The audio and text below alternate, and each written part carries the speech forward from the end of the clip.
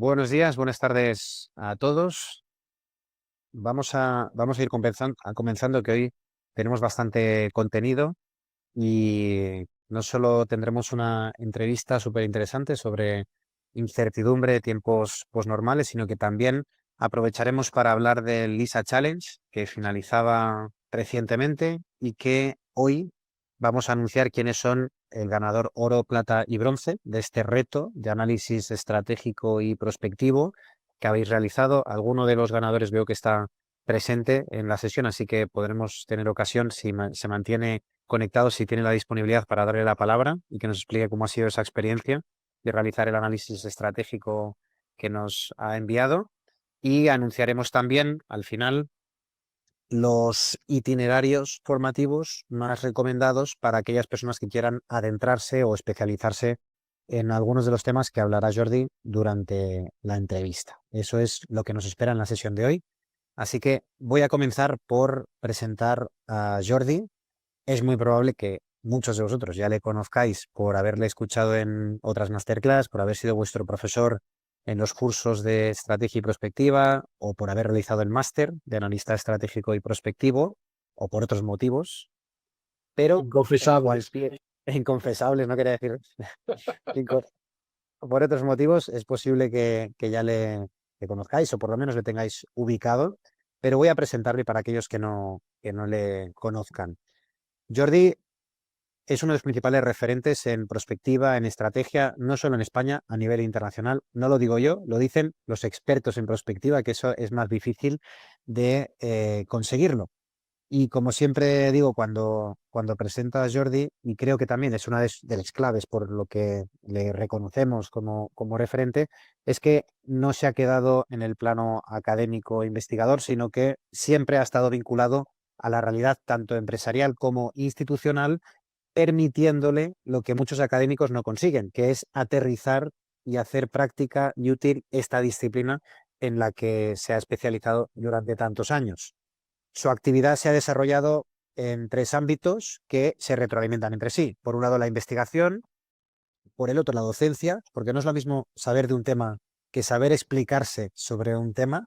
Te requiere un cierto nivel de conocimiento más profundo para adaptar a la audiencia objetivo pues, el mensaje y el contenido y la metodología. Y no solo investigación y docencia, sino que también ha ejercido y ejerce como consultor en la materia. Las tres patas de su actividad principal pues le han permitido crear y mejorar técnicas y métodos y adaptarlo a los tiempos posnormales que vivimos, y que ahí es donde gana relevancia todo lo que hablaremos. A nivel académico, se licenció en Derecho en la Universidad de Barcelona, hizo un máster en Ciencia Política especializado en futuros alternativos y prospectiva en la Universidad de Hawái, en Estados Unidos. A su vez, podemos anunciar, no sé si en primicia, que ya es doctor cum laude en Comunicación y Tiempos Posnormales por la Universidad Blanquerna, Ramon Llull. Enhorabuena, luego te preguntaré sobre este tema. En el ámbito profesional ha creado, liderado y gestionado centros de prospectiva en diferentes ámbitos, tanto en el sector público como privado. Por eso tiene esa visión integral, ¿no?, de la actividad profesional en ambos mundos, que son muy diferentes. En la actualidad es subdirector del Center of Postnormal Policy and Future Studies, ubicado en Reino Unido, así como director de Estrategia y Prospectiva del ISA Institute, y a nivel docente es director del Máster de Analista Estratégico y Prospectivo del ISA Institute, que ahora haremos un poquito de él, profesor del Máster de Analista de Inteligencia, así como también profesor coordinador de los diferentes cursos de prospectiva, que tenemos tres niveles secuenciales, todos ellos con inscripciones abiertas en lisainstitute.com. Jordi, bienvenido, es un placer tenerte hoy con nosotros. Gracias. La verdad es que con estas presentaciones ya después no me hace falta cenar. Nada que no te merezcas. Lo primero de todo, informar a los que nos acompañan de cuál es la estructura de esta sesión, que es un poquito atípica, no es una masterclass al uso. Vamos a tener en primer lugar una entrevista, conversación sobre cómo pasamos de las crisis complejas como las que vivimos a las soluciones estratégicas. En resumen, cómo aplicar la prospectiva en entornos de altísima incertidumbre como los que vivimos. Posteriormente, después de este rato de conversación, voy a explicar en qué consistía el LISA Challenge, el reto que muchos de vosotros participasteis enviándonos vuestro análisis estratégico, que creo que es interesante tanto para los que participasteis como no, como los que no, porque vamos a hablar de lecciones aprendidas, vamos a hablar en profundidad de este tema y creo que puede seros útil si estáis conectados hoy aquí. Posteriormente, haremos una recomendación de aquellos que queráis especializaros, profesionalizaros o trabajar en el sector, qué os recomendamos, qué itinerarios formativos son los más adecuados. Anunciaremos los 3 ganadores que obtendrán una beca para poder realizar este máster de analista estratégico y prospectivo que se inicia el 10 de noviembre, ya queda menos de un mes y donde hay algunas plazas aún disponibles. Y por último, pues ya cerraremos la sesión. Eso es la estructura que nos espera, así que vamos por faena. Esta sesión se realiza en el contexto del máster de analista estratégico y prospectivo, que para el que no lo conozca es un máster que tiene una doble titulación universitaria con la Universidad a Distancia de Madrid y tiene por objetivo principal profesionalizar a los alumnos con la finalidad de que comprendáis mejor el futuro para que podáis anticiparos a cualquier riesgo, a cualquier amenaza y a cualquier oportunidad. ¿Cómo? Pues básicamente construyendo escenarios de forma profesional que sean posibles, que sean probables, que sean plausibles o no, y haciéndolo realidad mediante las mejores estrategias. Ese es el objetivo fundamental del máster y con el que vais a adquirir esos conocimientos y habilidades que os van a permitir aplicar todo ello a nivel profesional. Por tanto, ejercer como analistas estratégicos y prospectivos o para poder sumar a vuestro rol profesional actual estos conocimientos que os van a ser muy útiles para tomar decisiones, para analizar mejor y para influir mejor en la realidad actual y futura. Lo que hace diferente a este máster universitario es que el 100% de los profesores son profesionales en activo en la materia, es totalmente online, flexible, práctico, interactivo e incluso inmersivo. Os hacemos trabajar en entornos profesionales simulados, lo cual pues dota de mayor realismo al máster para no quedarnos en el mundo de las ideas, sino ya rápidamente bajarlo a tierra y poder practicar lo que vamos aprendiendo en las clases y en los contenidos del propio máster. No hay requisitos de experiencia profesional ni de formación específica, pero sí que es necesario superar una entrevista de admisión por videoconferencia que está disponible el enlace en el chat y que podéis reservar una cita el día y hora que os venga mejor. Es unos 20 minutos, 30 minutos para conoceros, para resolveros cualquier duda que podáis tener al respecto y para validaros que efectivamente este máster está pensado y que encaja con vuestros objetivos y vuestros intereses y que os inscribáis con toda la información necesaria. Dicho esto, Jordi, me gustaría preguntarte como director del máster, en tu opinión, más allá de lo ya comentado por mi parte, ¿cuál consideras que puede ser el valor diferencial de este máster? Bueno, el principal es que todo el máster incorpora el enfoque de los tiempos posnormales, ¿no? Los tiempos posnormales, que es la teoría en la que estoy trabajando estos últimos años, intenta ofrecer unas claves explicativas más ajustadas a la particularidad del momento presente, como algunas de estas cuestiones vamos a hablar en un rato, no me voy a hacer spoilers, pero sí que de no, vamos a decir, de no tenerse en cuenta, pueden implicar posibilidad de fallos a la hora de aplicar un enfoque de perspectiva más clásico. Este sería para mí el principal. Y el segundo, la insistencia en mirar de que los alumnos no solo aprendan en, vamos a decir, desde una perspectiva estrictamente teórica, sino darles oportunidades para poner en práctica lo que se va aprendiendo, generar ejercicios que les permitan ponerse un poco a prueba y, por lo tanto, empezar a aprender cómo aplicar, cómo desarrollar los métodos, técnicas y conceptos que vamos presentando.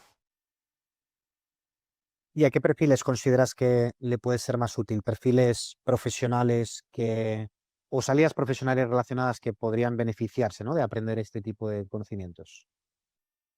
Yo hablaría en principio de dos grandes ámbitos que incluso se podrían subsumir.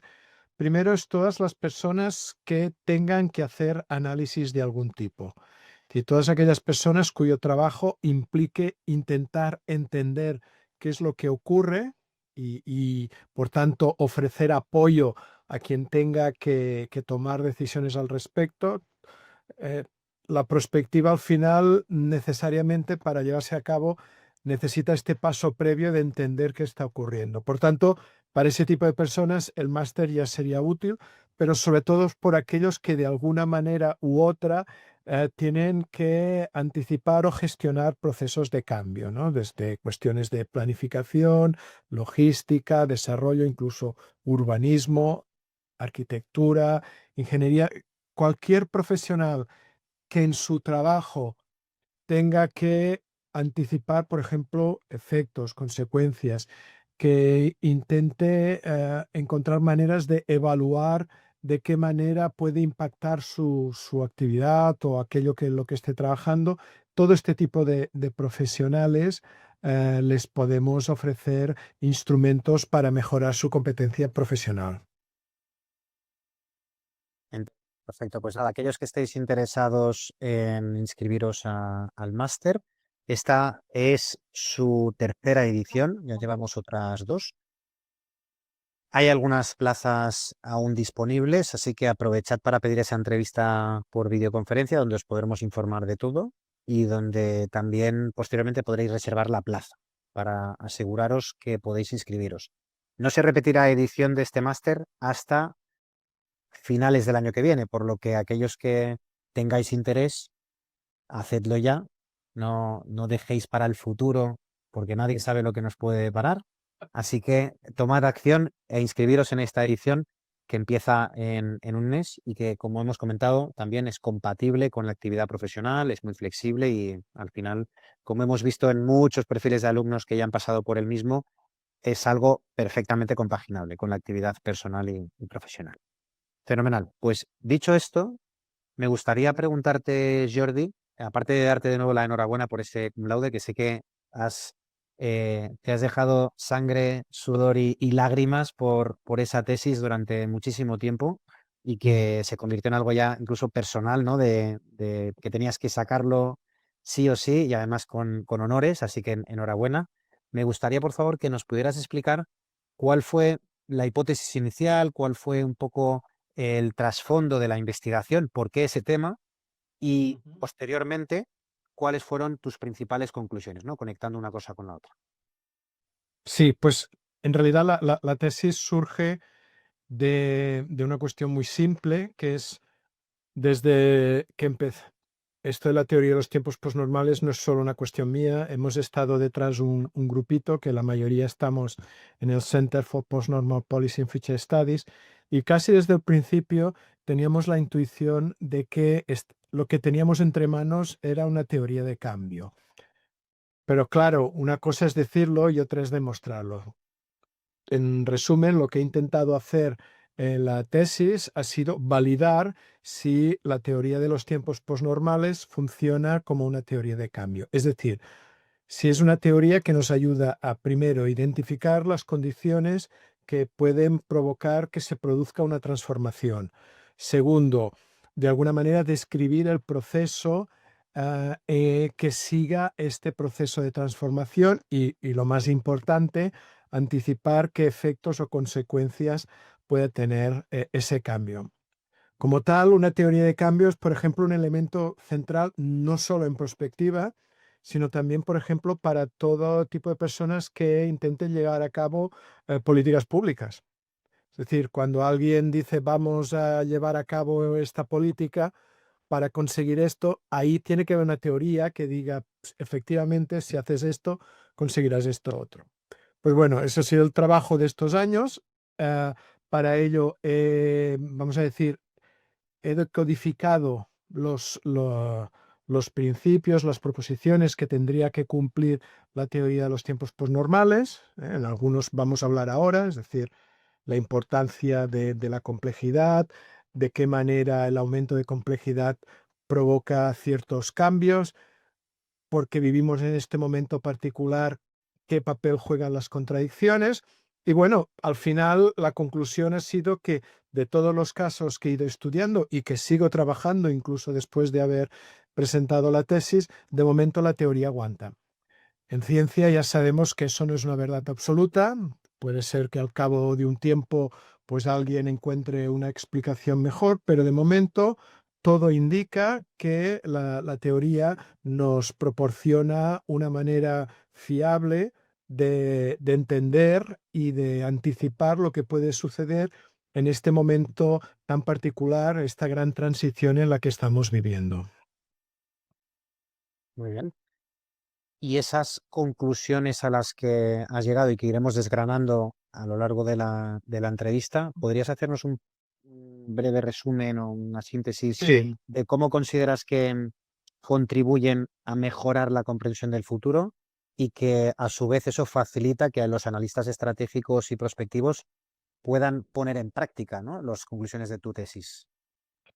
Bueno, hay por un lado una cuestión práctica. Es decir, ah, hoy día cualquier gran transformación, las pequeñas es que generalmente no nos molestamos en el, pero cuando hay un proceso de cambio relevante, lo que siempre hay al principio es un aumento de la complejidad.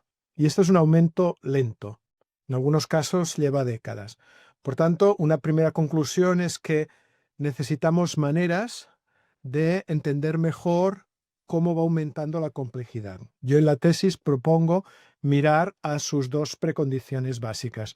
O sea, cualquier sistema complejo necesita tener una multiplicidad de elementos, es decir, si tienes un sistema con 3 elementos, difícilmente será muy complejo.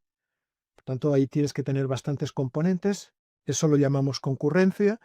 Y después tiene que haber múltiples conexiones entre estos componentes. Es decir, incluso los componentes tienen que poder relacionarse entre ellos de maneras diferentes. Esto es realmente la clave para que un sistema pueda convertirse en complejo. Y ahí hablamos de conectividad.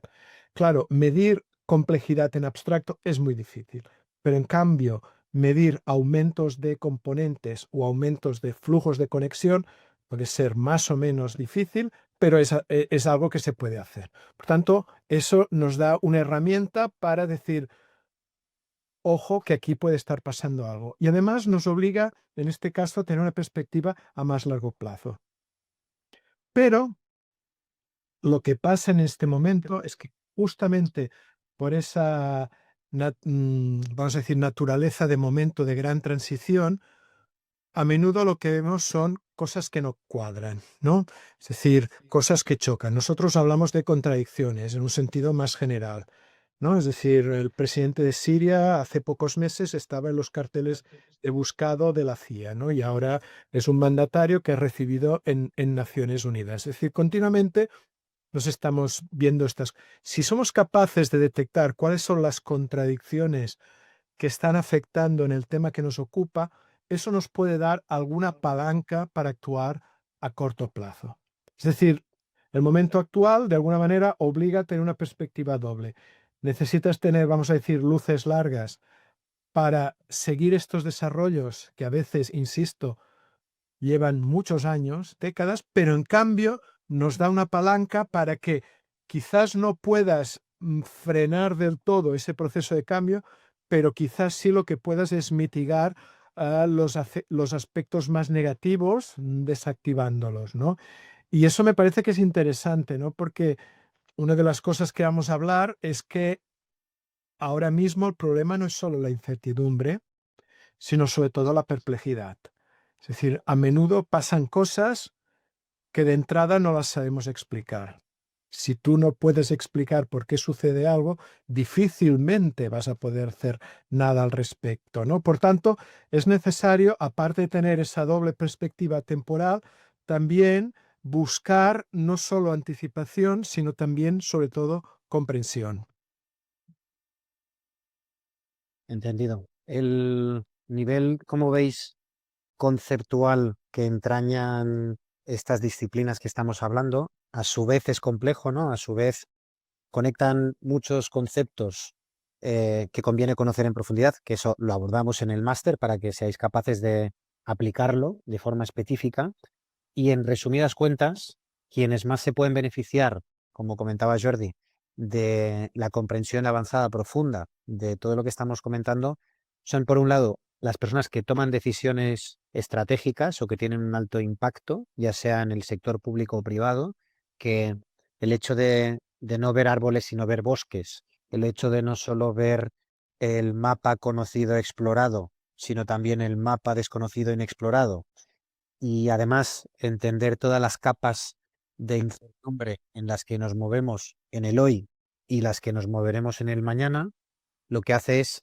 capacitar aún más a esa persona para tomar mejores decisiones, ¿no? O por lo menos investigar mejor la realidad para poder comprenderla y, en consecuencia, tomar mejor decisiones. Así que un gran beneficiario de todo lo que vamos a hablar hoy y del máster son los decisores, por eso hay tantos perfiles de responsabilidad dentro de los alumnos. Otro rol son los asesores y consultores, que son los que ayudan a otros a tomar decisiones, ya sean que estén trabajando en la actualidad o que el día de mañana quieran ejercer de asesores o consultores, porque son guías, son referentes, son el faro que ayuda a muchas organizaciones a entender hacia dónde hay que ir. Y esos asesores y consultores, si no conocen la potencialidad de la realidad, la prospectiva, pues difícilmente van a poder guiar, ¿no? A la persona a la que tienen que ayudar a tomar una decisión. Y, en tercer lugar, yo destacaría los analistas, como decía Jordi. Los analistas, que su cometido principal es comprender profundamente aquello que están analizando, anticiparse a ciertos actores, factores, escenarios para mejorar las conclusiones de sus análisis, pues ellos también se ven beneficiados. No importa la disciplina, la especialidad, si son analistas internacionales de inteligencia, de seguridad, tecnológicos, tenemos alumnos que son expertos en innovación, que son analistas sociales, de diseño, que son analistas políticos, geopolíticos, tenemos de todo, porque el dominio es lo de menos. Lo que importa es la metodología que nos permite adentrarnos con garantías de no romper y de no sufrir en el camino, para poder comprender mejor ese futuro y poder ayudar a otros a tomar esas decisiones o mejorar esas conclusiones. Lo digo por empatizando con aquellos que están menos familiarizados con todo lo que vamos a hablar, que entendáis que os va a permitir trabajar o mejorar vuestras decisiones, por tanto, dirigir, gestionar o representar organizaciones, os va a permitir asesorar o hacer consultoría para vuestros clientes o a nivel interno en vuestras organizaciones. Y, en tercer lugar, os va a permitir analizar mejor para poder mejorar las conclusiones de vuestros análisis, ¿no? Serían las tres grandes ventajas de lo que hoy hablaremos y del máster en general. Fenomenal. Pues, como sabéis, vivimos en un mundo caracterizado por crisis encadenadas. Hay algunos autores que hablan de policrisis, conjunto diverso de crisis. Hay otros que hablan de permacrisis, que es una crisis permanente con diferentes pantallas, ¿no? Y que vamos conociéndolas a medida que van avanzando los acontecimientos. Pero lo que está claro es que llevamos décadas sufriendo crisis de todo tipo, ¿no? Pandemias, crisis sanitarias, guerras, disrupciones tecnológicas que no tendrían por qué ser una crisis en sí misma, pero que las provocan, crisis energéticas, crisis climáticas. Según el Foro Económico Mundial, los riesgos globales actuales se han vuelto mucho más interconectados, como decía Jordi también, mucho más complejos, más que nunca, y ello, en consecuencia, provoca mucha más incertidumbre para gobiernos, para empresas y también para ciudadanos. Esa incertidumbre alta y creciente obliga, entre otras cosas, a lo que hablaremos a continuación, que es como Jordi nos va a mostrar cómo esta perspectiva estratégica nos ofrece metodologías, herramientas para anticipar esos escenarios y diseñar esas soluciones que necesitamos, ¿no? Ese sería un poco el contexto que ahora vamos a empezar a hablar. Y aunque la perspectiva no solo analiza riesgos, amenazas, crisis, sino también oportunidades y escenarios que pueden ser positivos, digamos, analiza el futuro en su conjunto, no solo lo negativo, en esta masterclass vamos a hacer más énfasis en cómo las crisis complejas necesitan de soluciones estratégicas, ¿no? Sería un poco el alcance conceptual que ahora vamos a abordar. Muy bien, pues la primera pregunta, Jordi, es ¿qué características tienen los tiempos de los que venimos, ¿no? Ujú. Y cómo son estos tiempos posnormales en los que nos encontramos para sentar un poco la base sobre la que luego construiremos. Vale, si me permites antes un comentario, he visto que alguien preguntaba si se puede leer la tesis. La tesis está depositada, por tanto, cualquiera que tenga acceso a una biblioteca universitaria la puede conseguir. Aquellos que no, estoy trabajando para poder tenerla colgada en un sitio que sea accesible a todo el mundo. En su momento, pues igual, incluso a través de Lisa lo podemos anunciar. Bueno, vamos a la particularidad del momento presente, ¿no? Y lo primero que quiero hacer hincapié es que esto no es una cuestión que nos haya dado una fiebre a unos pocos, sino que es una sensación que ha sido compartida por muchas personas, ¿no? Por ejemplo, pues desde Zygmunt Bauman cuando crea su concepto de tiempo líquido, ah, cuando la gente del el Rocky Mountain Institute habla de global weirding, ¿no? En esta sensación de que todo se ha hecho extraño, hablan de la época de la aceleración, Byung-Chul Han habla de la sociedad del malestar, es decir, o incluso los militares americanos que crean el concepto VUCA, ¿no? De volatilidad, incertidumbre, caos y ahora me falta el último, ambigüedad. Ambigüedad. Y por tanto, esto es algo que lo percibe mucha gente, sobre todo los que se dedican al análisis, pues es aquello que, como dijeron en su día los creadores del concepto, nos encontramos en situaciones en que los hechos son inciertos, los valores en disputa, las apuestas altas y las decisiones urgentes. Y ese se ha convertido en el día a día de muchas personas que trabajan en nuestro ámbito. En un intento de entender mejor qué implica eso, nosotros lo que hacemos es analizar qué lleva a esto. Y lo primero es entender que esto es una gran transición.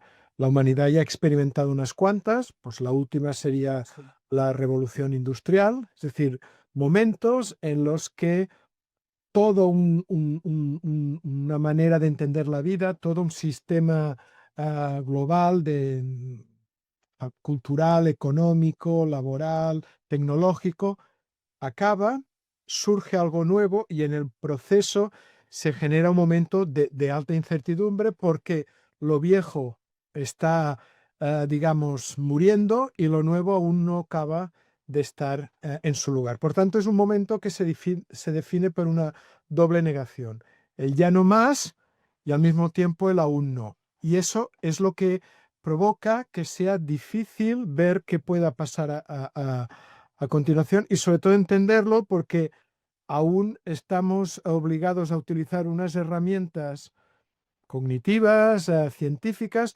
que también están sujetas a este proceso de degradación, ¿no? Por tanto, quiere decir que hacer perspectiva en este momento tiene que tener alguna particularidad porque no podemos asumir ah, que las cosas eran como antes, ¿no?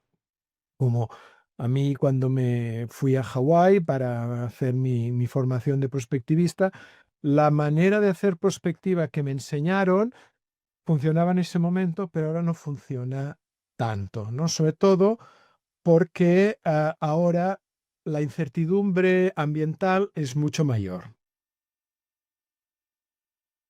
Y estos tiempos normales que ya nos has explicado, sus características principales, fundamentales. Mm. Lo primero tiene que ver con lo que nosotros llamamos los tres factores que he hablado un poco, ¿no? El primero es la complejidad. La complejidad tenemos que pensar que tiene una tendencia natural a crecer. Es decir, de hecho, cuando se estudia, se analiza la evolución, el único parámetro que nos sirve para realmente determinar si algo está más o más adelantado, más atrasado en ese proceso evolutivo es el grado de complejidad. Las cosas siempre evolucionan de más simple a más complejo. ¿Qué pasa? Que cualquier sistema tiene una determinada capacidad de integrar complejidad. Si, por ejemplo, nosotros podemos aprender, ¿eh? Nuestras sociedades se han creado sobre la base de aprender, incorporar más conocimiento y hacer más cosas. Pero esta capacidad no es ilimitada. Si llega un momento en que más complejidad hace que ese sistema se vuelva inestable. Un ejemplo sería la caída del muro de Berlín, ¿no? Es decir, el sistema de países del este vivía dentro de una determinada visión del mundo, pero esa visión del mundo se iba quedando, vamos a decir, descontextualizada, ¿no? Los ciudadanos de la Alemania del Este les decían, no, es que Occidente está a punto de colapsar, es un sistema caduco, corrupto, pero ellos ponían una paella en el tejado y lo que veían eran cosas como los vigilantes de la playa. Y decían, bueno, pues si esto es decadencia y corrupción, nosotros queremos más, ¿no? Y entonces, quiere decir que en ese momento ese sistema se hizo caótico. Caótico en el sentido teoría del caos. ¿Qué quiere decir que un sistema se hace caótico? No quiere decir que está a punto de morir y desintegrarse, no. Quiere decir que ese sistema, cualquier pequeña perturbación puede provocar un gran cambio. Es el famoso efecto mariposa. Es decir, una mariposa aletea en Amazonia y eso genera un tornado en Texas. Por tanto, un sistema caótico tiene esta capacidad de que cosas que parecen aparentemente nimias, pequeñas, pueden provocar una gran sacudida, mientras que un sistema que es, digamos, solamente complejo, tiene la capacidad de autoorganizarse. Cuando un sistema pierde esa capacidad, pierde su estado de equilibrio y, por tanto, puede dar lugar a grandes sacudidas, las famosas bifurcaciones que se habla en teoría del caos. Y el tercer elemento que es específico de este periodo de transición es las contradicciones, ¿no? Contradicciones que no solo es contradicción en el sentido claro de proposiciones que se oponen, sino cosas que no casan, ¿no? Es decir, intentar entender el mundo con unas gafas que ya no funcionan, ¿no? Es decir, por ejemplo, miremos nuestros sistemas políticos, ¿no? Seguimos operando los países democráticos con un sistema democrático que es la revisión del siglo XVIII de una idea del siglo XVII. Claro, es normal que no funcione, porque nuestras sociedades de hoy son muy diferentes de las sociedades de ese momento. Pero seguimos pensando en que la idea de un voto cada 4 o 5 años permite que un país se gobierne de una manera eficiente. Claro, eso son cuestiones que o abordas un análisis más en profundidad o te das cuenta que hay cosas que no acaban de funcionar. Y por eso lo que estamos viendo en casi todo el mundo es que los gobiernos raramente acaban su mandato. Sí, cada vez en más y más países lo que vemos es elecciones anticipadas, crisis de gobierno, etcétera, etcétera. Todo eso son indicaciones de estas tres Cs: complejidad, caos y contradicciones. ¿Y eso cuál es su principal consecuencia? Que nos es mucho más difícil prever qué va a pasar, ¿no? Todo se hace mucho más incierto porque, como decía hace un minuto, es más volátil, es más contingente, es más ambiguo, como diría la gente de los tiempos VUCA. Vamos a adentrarnos en cada uno de Muy esos bien. tres: complejidad, caos, contradicciones, para ver cómo aterrizan, sobre todo pensando en el decisor, en el asesor consultor o en el analista, ¿no? Que es los que tienen que hacer frente a esas complejidad, caos y contradicciones. Complejidad. Es una dificultad enorme, ¿no? Para iniciar un análisis. ¿Cuáles serían las razones, los motivos por los que la complejidad es una dificultad añadida? Hay varias. Hay una cuestión previa, que es que a la mayoría de las personas la complejidad le genera una cierta tensión o angustia, ¿no? La complejidad tiene muy mala prensa, ¿no? La complejidad al final no quiere decir que de repente la dificultad del tema que nos ocupe se multiplica un montón de veces. No, hay más carga de trabajo, porque la complejidad sí que nos obliga a dos cosas. Primero, a ser muy sistemáticos. ¿Eh? Cuando hablabas de esto de las policrisis y la conexión, claro, es que la complejidad se sustenta sobre todo en esta hiperconectividad que empapa, ocupa todos los ámbitos de nuestra vida, ¿no? Como las cosas están conectadas, eso quiere decir que cuando analizas tienes que tomarte mucho más tiempo en revisar conexión a conexión a conexión a conexión. Y eso quiere decir que tienes que ser ordenado. Es decir, trabajar de manera intuitiva y tener esa capacidad de que te llegue el flash, bueno, igual si tienes un cerebro que funciona a muchas revoluciones, quizás sí, pero en realidad lo que quiere decir es que el analista tiene que ser mucho más riguroso en su trabajo. Ahí aumenta una carga de trabajo. Y segundo, tenemos que entender que en un sistema verdaderamente complejo, esa pretensión de la perspectiva clásica de que el analista te va a dar como un cuadro de mando para que tú puedas controlar el futuro, salta por la ventana. No, porque en realidad la probabilidad de que yo dé con la variable clave que te permita controlar el sistema cae en picado. Cuanta más variables hay, más conexiones hay, más difícil que una sola o un pequeño grupo de variables te permita controlar todo el sistema, ¿no? Y de hecho, lo que vemos es que controlar sistemas complejos cada vez es más difícil, ¿no? Porque la capacidad de esos sistemas para conseguir información aumenta también de una manera exponencial. Por tanto, la implicación de la complejidad es esta, que tenemos que entender que va a haber más trabajo y hay que hacerlo con un rigor, vamos a decir, exquisito. Y segundo, que si quien nos pide el trabajo lo que espera es poder controlar el objeto de nuestro análisis, pues seguramente tenemos que encontrar la manera de convencerle que eso difícilmente va a ser posible. Muy interesante esta comparativa de pretender tener un cuadro de mandos, el típico dashboard de gestión de cualquier sistema, ya sea propio o ajeno, ¿no? Que te permite entender esos indicadores, ¿no? Cómo se mueven, a poder ser variables causales, ¿no? O motrices, ¿no? Que influyen en esos indicadores. Por lo que apuntas, cada vez es más difícil o menos relevante tener ese tipo de cuadros de mando, pero ¿eso hace que sea inútil o innecesario tenerlos? ¿O consideras que para la toma de decisiones siguen siendo un formato, un esquema que es recomendable disponer para la toma de decisiones?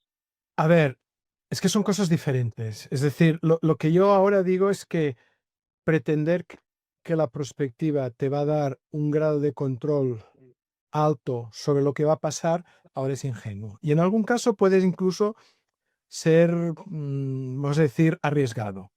¿De acuerdo? Y sin embargo, si tú analizas lo que es la perspectiva tradicional francesa, la de Marché Prospective, esa es su promesa, ¿no? Es decir, hacemos análisis estructural para descubrir las variables motores, hacemos un juego de actores para entender de qué manera van a reaccionar. Eso es una visión simplista y que, insisto, hoy día vender eso o ofrecer eso, yo creo que tiene riesgo. Sin embargo, justamente porque el momento es más incierto que nunca, hacer anticipación es más necesaria que nunca. Porque igual nuestra organización no va a tener la capacidad de controlar, pero si sabe entender qué puede pasar, si se sabe preparar para contingencias diversas, eso le puede dar en momentos concretos una ventaja estratégica muy importante. Es decir, el ejemplo clásico, ¿no? Shell fue la única empresa que se benefició del cambio de política en la OPEP cuando decidió subir el precio del barril, porque era la única empresa que había incorporado entre sus planes de contingencia esa probabilidad. Por tanto, los tiempos posnormales son, si me permites la grosería, son jodidos, pero ver cómo los podemos navegar es más importante que nunca. Tú no puedes pretender controlar un océano, pero sí que necesitas saber cuál es el destino que más te favorece y cuál es el momento mejor para abordar la travesía. Por tanto, digamos que el análisis prospectivo estratégico, yo creo que es ahora más necesario que nunca. Y el hecho de que sea más difícil que en el pasado, yo creo que para los analistas tiene que ser una oportunidad de poner en valor nuestro trabajo. El símil del océano creo que representa muy bien, que justo ahí quería ir con mi pregunta, de la perspectiva, digamos, de otras escuelas o de quizás, no sé si llamarle perspectiva tradicional o la que se venía Sí, utilizando anteriormente, clásica, si puedes la decir. clásica, que es más pues un barco a motor, donde se pretendía escoger, ¿no?, a dónde uno se dirige gracias a la energía controlada por el capitán de ese barco. Y por contra, la prospectiva en tiempos posnormales necesariamente requiere de que asumas que estás en un barco de vela, que no significa que tengas que dejarte llevar por los vientos y las mareas, sino que puedes influir en ellos de forma muy limitada, pero influir en ellos gestionando los recursos que están a tu disposición. Por eso es necesario dominar el arte de la vela y aprovechar esas fuerzas motrices de marea o de viento que la realidad y los tiempos posnormales nos Claro. ofrecen. Queda claro. Si yo digo que los tiempos posnormales no se pueden controlar, pero se tienen que navegar, la parte más importante cuando se establece un curso es saber a dónde se va. Y para saber a dónde se va, nuevamente la prospectiva en este momento es necesaria, porque querer fijar objetivos puramente desde, vamos a decir, el deseo normativo de las organizaciones, queremos conseguir esto otro, bueno, eso puede estar bien, puede dar cohesión a una organización, le puede dar impulso, pero si lee de una manera incorrecta lo que está sucediendo en su marco de actuación, en su contexto, pues ese esfuerzo puede ser absolutamente inútil, ¿no? Por tanto, y eso para mí es la gran fuerza de la perspectiva estratégica, ¿no? Es decir, la perspectiva te puede ayudar a hacer el mapa, pero la estrategia es la que te tiene que dictar cuál es el mejor curso para ti, ¿no? Y es en esa complementariedad donde las dos disciplinas dan lo mejor de sí mismas. En esta área anterior, donde era más relevante tener solo una estrategia, un plan estratégico para ejecutarlo dentro de ese escenario de control, de dominio, ¿no?, de la realidad y de influencia sobre el futuro, quizás tenía sentido no pensar en prospectiva. Ahora, una estrategia sin un esfuerzo prospectivo previo es, como comenta Jordi, inútil y por tanto cualquiera que haga estrategia por definición, debería estar interesado en incorporar la prospectiva, ¿no? Sí, sí, es que fijaros que además, justamente por todo lo que estamos hablando, cualquier cambio, cualquier diseño de estrategia requiere mucho esfuerzo. Es decir, hoy día le tienes que meter esfuerzo y recursos. Por tanto, al final lo que hacemos es, bueno, vamos a buscar maneras de aumentar la probabilidad de que podamos rentabilizar, que podamos aprovechar el esfuerzo que le estamos poniendo, ¿no? Porque si al final resulta que de nuestro análisis lo que se desprende es que lo que, vamos a decir, de natural quisiéramos hacer, pues es una mala idea, pues vamos a tener que buscar otro rumbo, ¿no? Muy bien. Hemos hablado de las tres Cs de momento, de la primera, complejidad. Vamos a Sí. abrir la segunda, el caos. Has Caos. hablado de caos. ¿Cómo podemos incorporar una perspectiva caótica en nuestro análisis? Pues fijaros que hay gente que parece que tiene muchas ganas de promover el caos, ¿no? Es decir, ah, mm, a mí me cuesta entender muchas de las cosas que hace la administración americana actual sin introducir este elemento. Es decir, ahora mismo hay personas que creen que el caos genera oportunidades, ¿no? Otro representante era Dominic Cummings, el antiguo consejero del primer ministro Boris Johnson en el pasado, ¿no? ¿Por qué? Porque el caos lo que hace es genera estos momentos en que pueden haber grandes cambios. Pero eso no quiere decir que sean necesariamente positivos, ¿no? Tenemos que entender que cuando estamos trabajando con un elemento, un sistema, un objeto, un fenómeno que ya tiene ese componente caótico, ahí tenemos que entender que los procesos de cambio no van a ser proporcionales. No va a haber una proporcionalidad entre causa y efecto. No va a haber una correlación entre, yo qué sé, si es una causa micro, un efecto micro, sino que pueden pasar cosas diferentes. Y eso quiere decir que tenemos que enriquecer las perspectivas a considerar, ¿no? Eso quiere decir que tenemos que entender que la posibilidad de que sucedan cosas imprevistas crece exponencialmente, ¿no? Y nuevamente va en contra de esa pretensión de controlar. Es decir, seguramente tú, Daniela, igual también has leído alguno de estos informes. Yo había leído informes que decían, poco antes de la primavera árabe, que antes se caerían las pirámides, que Mubarak dejaría el poder. Y sin embargo, llega la primavera árabe y en una semana cae. Ahora hemos visto últimamente cosas parecidas en Bangladesh, donde una casta dirigente ha sido derrocada por un movimiento estudiantil, y en Nepal, donde el primer ministro actual ha sido escogido por Discord, ¿no? Por tanto, cuando un sistema sale de su estado de equilibrio, cosas, vamos a decir, imprevisibles pueden pasar, porque esa es la esencia de un sistema caótico, que se vuelve imprevisible. Por tanto, aquí, ¿qué tenemos que hacer? En ese estudio de la complejidad tenemos que ver hasta qué punto nuestro objeto ha ya transitado al estado caótico. Porque si ha transitado al estado caótico, ¿eso qué quiere decir? Que según qué desarrollos pasarán mucho más rápido, ¿eh? El caos genera velocidad. Y hay un ejemplo que yo creo que es muy gráfico. Vamos a pensar en las riadas que hubieron en Valencia el año pasado. Bueno, ahora estamos teniendo también algunas, ¿no? ¿Qué se ha hecho en muchas partes, ¿no? Zonas que eran inundables, perdón, inundables, se han urbanizado, ¿no? Eso quiere decir que son zonas que están bajo peligro. ¿Qué se ha hecho en muchos casos? Los ríos se han convertido en grandes canales de hormigón, ¿no? Para tener una mayor capacidad de absorber agua. Si el agua se mantiene en un nivel inferior a la capacidad del canal, todo bien. Pero en realidad, fijaros que tradicionalmente en los ecosistemas fluviales lo que tenemos son ríos, tierra, que lo que tienden es a frenar la fuerza del agua. En cambio, en el momento en que la canalizas, lo que le estás dando impulso. Esa agua baja muchísimo más rápido porque no encuentra obstáculos, y al estar en el canalón, pues ahí se concentra toda la fuerza.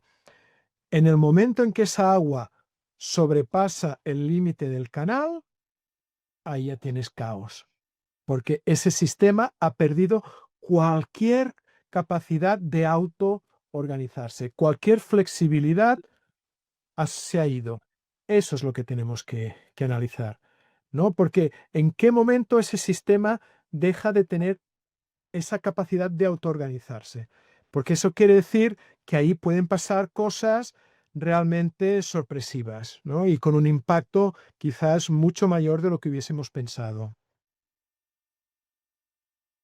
Entenderíamos entonces, como consecuencia de lo que mencionas, que un sistema en el que predomine las 4 S, ¿no? De la teoría de los tiempos posnormales, ¿no? De speed, scope, scale y simultaneidad, simultaneity, velocidad, alcance, escalabilidad y simultaneidad.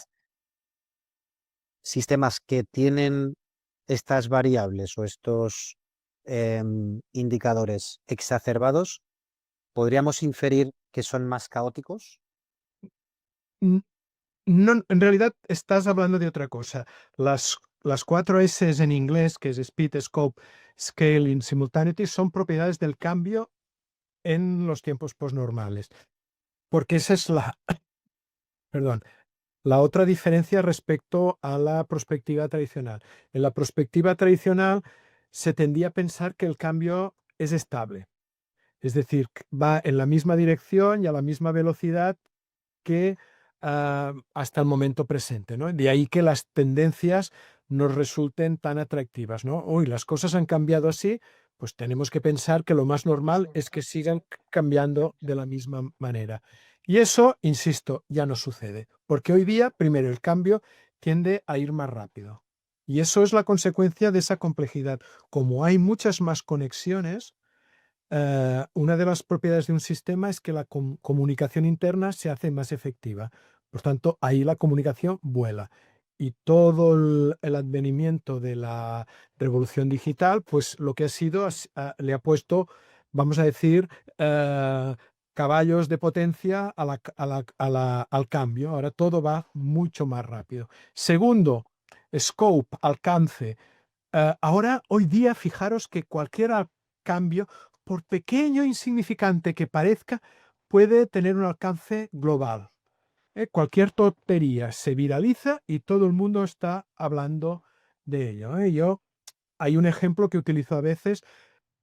La última gente del planeta que quieren que los dejen en paz son una tribu que vive en el Golfo de Bengala, en un archipiélago, Sentinel, son los sentineleses, ¿no? Son gente que viven prácticamente a la edad de piedra. Quieren que les dejen en paz.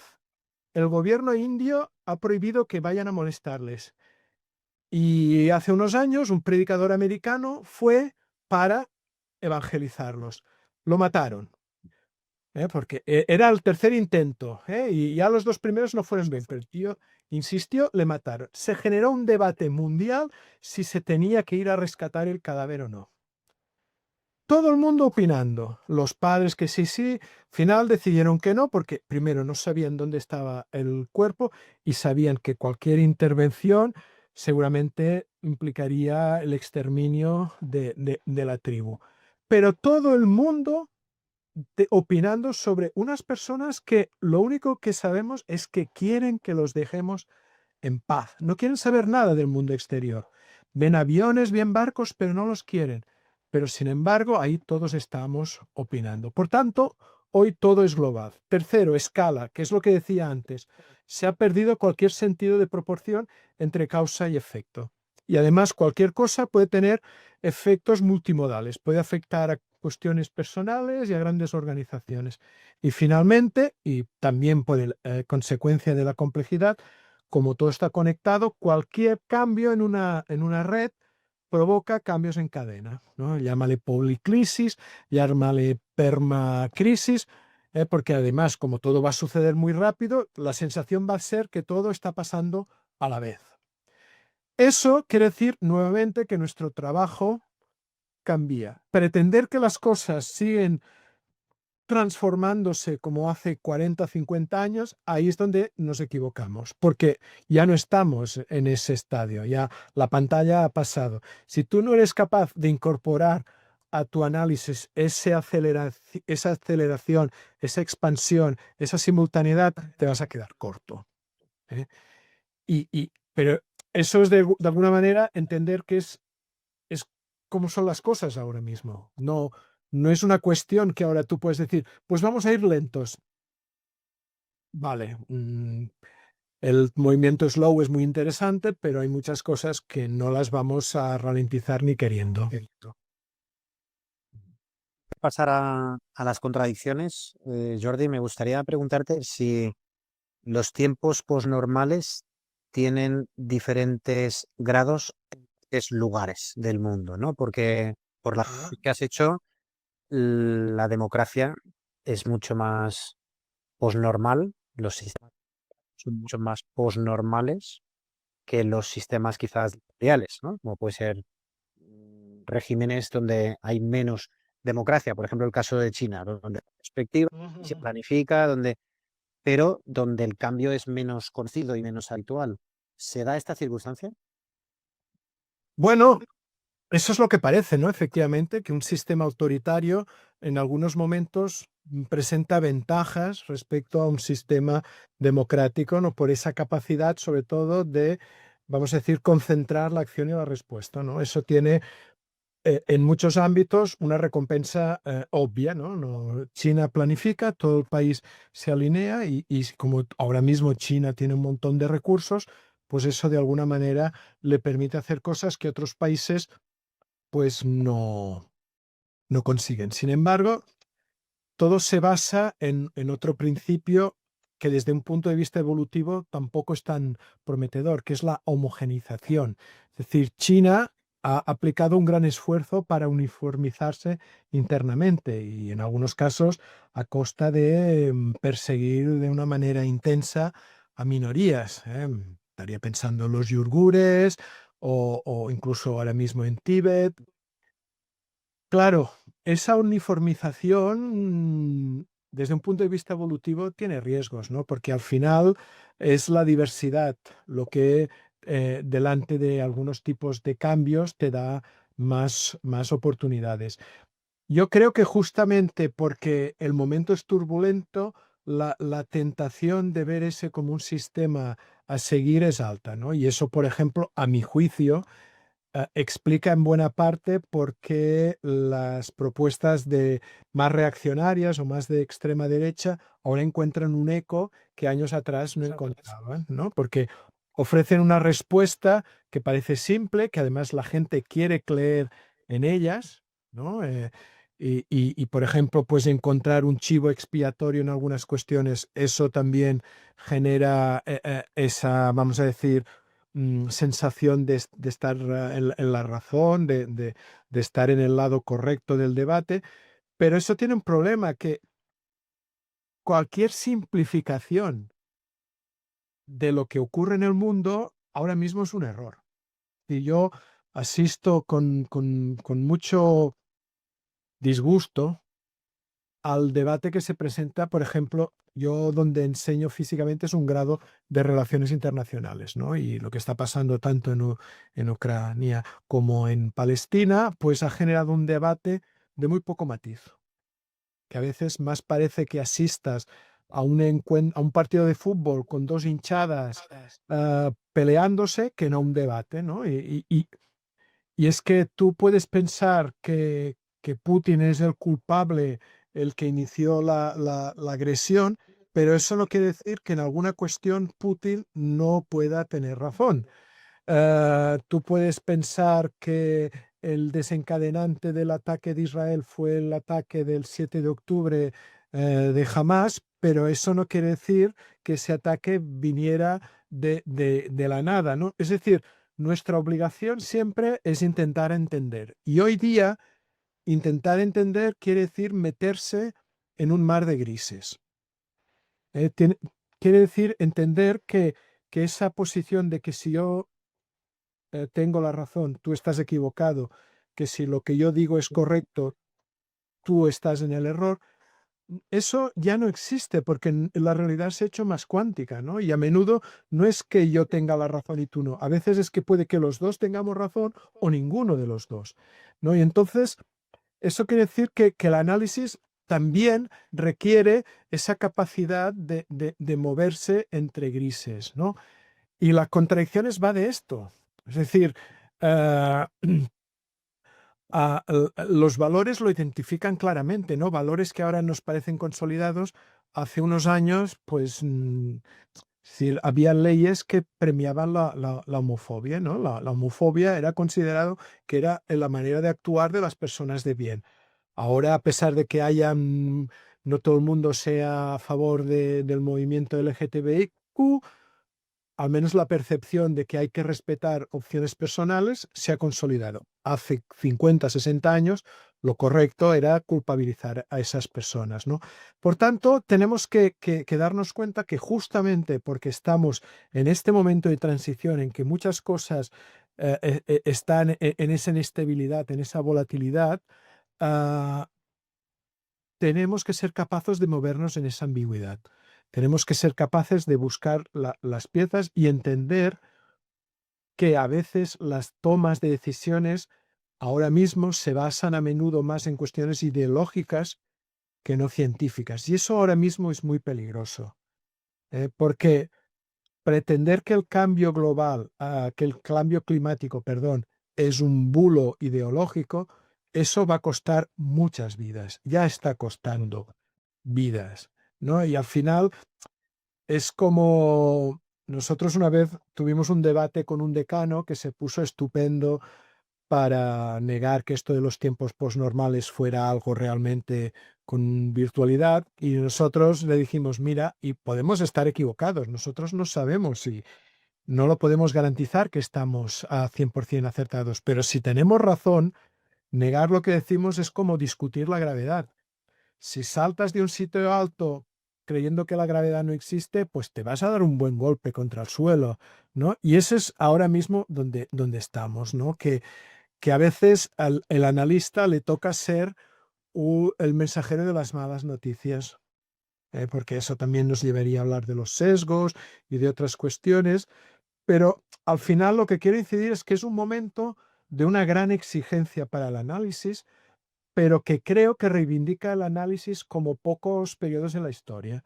Es decir, las dos funciones del analista, que es de perspectiva estratégica, que es entender y anticipar, son ahora más vitales que nunca, ¿no? Porque, insisto, no es solo una cuestión de incertidumbre, es sobre todo una cuestión a veces de perplejidad, de no entender cómo narices está pasando eso que está pasando. Lo estoy viendo, está pasando delante de mis ojos y no acabo de entender cómo es que pase eso. Es decir, yo ayer estaba viendo la conferencia de prensa de Donald Trump y estaba alucinando pepinos.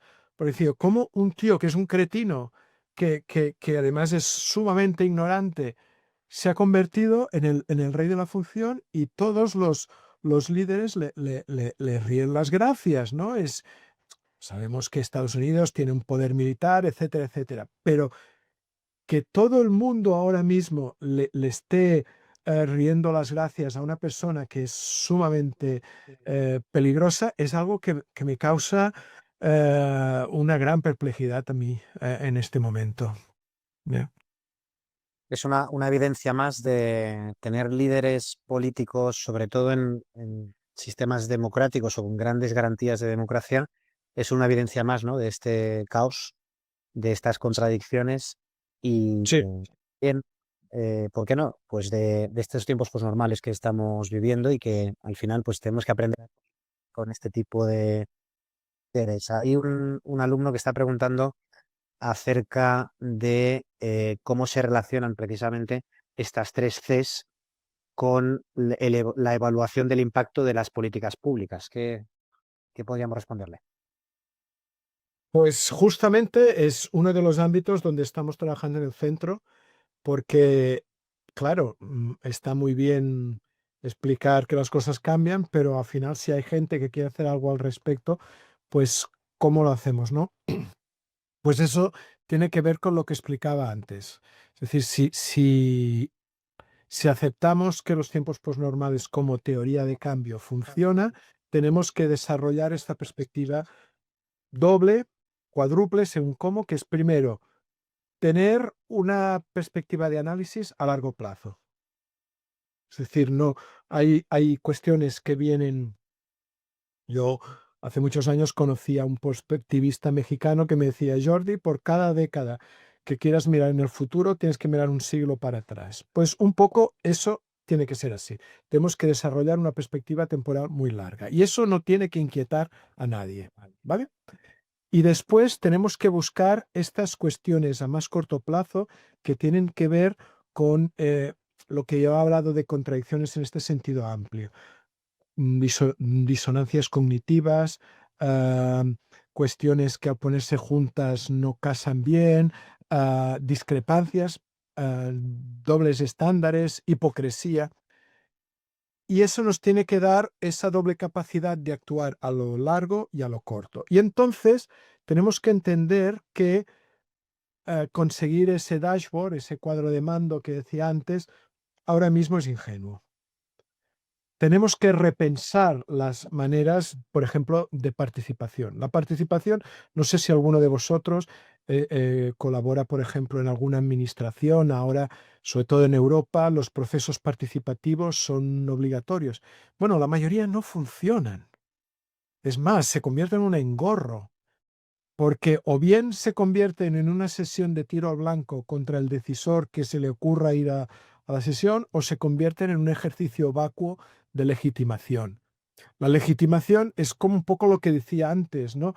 Si lo único que me ofrece el sistema político es poner un papelito en una urna cada 4, 3 o los años que sean, se me queda corto, ¿no? Igual el mecanismo de la representación lo tenemos que repensar. ¿Cómo es que yo le doy un voto a un señor y ese señor ya durante los años que esté en el cargo puede hacer lo que quiera sin tener prácticamente que dar cuentas de lo que hace?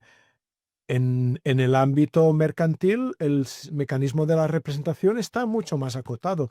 ¿No podríamos establecer un tipo de representación en el cual yo pueda ejercer un mayor control sobre mi representante? ¿No nos da opciones la tecnología? Ahora mismo el gobierno de Albania ha creado una ministra que es una inteligencia artificial. Ya ha tramitado prácticamente un millón de consultas y solicitudes de ciudadanos de Albania.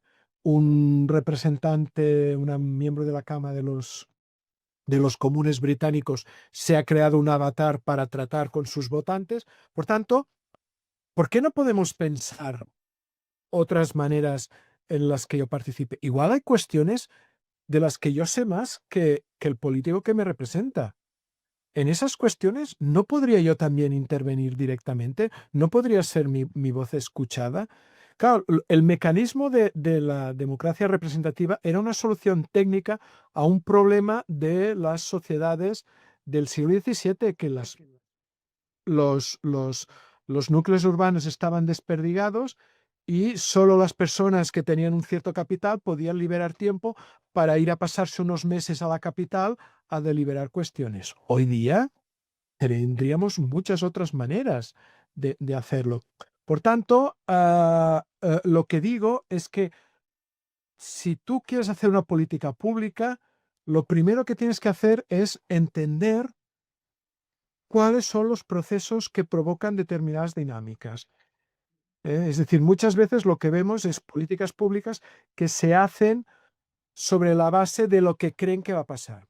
Y me vais a permitir un ejemplo, ¿no? En Barcelona, no el consistorio actual, los dos anteriores, inició una batalla bastante intensa contra el coche. Su objetivo era quitar coches de las calles, porque los coches son fuente de contaminación, de ruido. Es decir, los motivos no es que fueran desconocidos, pero ¿qué es lo que no entendieron? Que si tú haces esa maniobra en una ciudad cuya red de transporte público, sobre todo para las personas que vienen de fuera, es insuficiente, en lugar de mejorar la calidad de vida, lo que haces es centrifugar un problema. Claro, tú legislar desde la ideología ahora mismo tiene riesgos, porque la ideología es aquello de que no vamos a dejar que la realidad nos estropee una buena idea, ¿no? Bueno, pues es lo que tiende a hacer la realidad, ¿no? Estropea las buenas ideas que no han sido contrastadas. Hoy día hacer política quiere decir, primero, pues tener esa capacidad de mirar a lo lejos. Y eso es algo que tenemos que resolver también como sistema, ¿no? ¿Qué incentivo real tiene un político en un sistema democrático para emprender acciones que van a ir, cuyos beneficios van a suceder más allá de su legislatura? Ninguno, ninguno. Por tanto, hay un problema de diseño. Eso es algo que se tiene que arreglar. ¿Eh? Pero mientras lo arreglamos, los partidos podrían, por ejemplo, entender que determinadas cuestiones tendrían que salir del debate político. No se puede hacer batalla política de temas tan importantes como la crisis climática. Si ahí no vamos todos alineados, todos perdemos. No hay, aunque se gane una elección, en el fondo todos perdemos. Por tanto, nuevamente, tener la capacidad de pensar soluciones a largo y buscar esos ajustes a corto que nos permitan al menos esquivar los peores efectos de algunas de las situaciones que tenemos ahora. Una última pregunta que apuntan varios alumnos ahí, y creo que la has mencionado por encima, pero que merece la pena comentártelo. Normalmente, las décadas anteriores, los cambios que han traído han venido motivados por cambios de sistemas políticos, Ujú. por cambios de sistemas sociales, pero quizás sobre todo también por cambios de sistemas tecnológicos. Quizás no se entendería en los tiempos posnormales sin Internet. La interdependencia, la complejidad, la granularidad, el impacto de los nuevos actores en la realidad de todos, la interdependencia, cómo eso ha influido en la economía y su extensión a lo largo y ancho de todo el mundo, ha provocado que estemos donde estamos. Sí, sí. Ahora estamos en la irrupción de la inteligencia artificial, ¿no? Que muchos expertos comentan que va a transformar a su vez el mundo hacia algo que aún no conocemos, aunque cada día que pasa vamos acercándonos, ¿no? A ese futuro, como no puede ser de otra manera. En tu A la opinión, velocidad de un segundo por segundo. concretamente, no sé si cuántico o no cuántico, pero en cualquier caso, esa es la métrica. La pregunta, Jordi, es, ¿cómo consideras que la inteligencia artificial influye en la comprensión del futuro? ¿O cómo Vale. consideras que la inteligencia artificial altera o acelera lo que estábamos escribiendo? A ver, lo primero, evidentemente que la tecnología afecta. Tú no puedes entender la revolución industrial sin la máquina de vapor. Y tú no puedes entender el momento actual sin la revolución digital. Al final, hay que entender que somos una especie tecnológica. Nosotros ya no evolucionamos biológicamente, evolucionamos culturalmente. Por tanto, la tecnología acaba siendo una expresión de esa complejidad que nos empapa. Nosotros, fijaros que nuestra relación con el mundo, con las otras personas, con la realidad, casi siempre está mediatizada por la tecnología. Ahora mismo estamos conectándonos todos a través de una plataforma digital. Por tanto, la tecnología es parte de la ecuación, ¿no? Y en esa frase atribuida erróneamente a Marshall McLuhan, ¿no? De que nosotros modelamos nuestras herramientas y después nuestras herramientas nos modelan a nosotros, ¿no? En realidad fue de un discípulo de McLuhan y que está copiada de una frase de Churchill que dijo: nosotros edificamos nuestros edificios y después nuestros edificios nos edifican a nosotros. Por tanto, el contexto siempre, siempre es relevante, sin ninguna duda. Inteligencia artificial, yo creo que hay un poco de hype, que es una de esas palabras que no sé muy bien cómo traducir. Yo creo que hay un exceso de expectativas. Primero, por lo que decía antes de la perplejidad, ¿no? La inteligencia artificial se ha convertido en una especie de gran esperanza blanca. No tenemos ni idea de lo que está pasando, pero la inteligencia artificial nos va a ayudar a salvar el día. Yo creo que hay que tener una nueva perspectiva. Hace poco, Genís Roca, que es un especialista vamos a decir, en explicar el desarrollo tecnológico, se ha convertido en un especialista en tecnología digital, a pesar de que su formación es de arqueólogo, lo cual me resulta siempre muy, muy curioso.